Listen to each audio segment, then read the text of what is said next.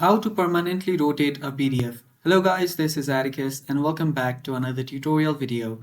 In today's video, I'll teach you guys how you can permanently rotate your PDF.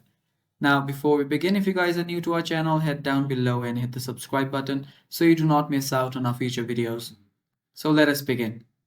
So the first thing you'll need to do is head over to a web browser, and on your web browser, you'll need to search for a website called I Love PDF. So after you're there, simply head over to this website. It's ilovepdf.com. Now here, if you scroll down, you'll find a feature called Rotate PDF. So now tap on Rotate PDF, and all you now need to do is select PDF files. So tap on Select PDF Files and head over to the location of the PDF file.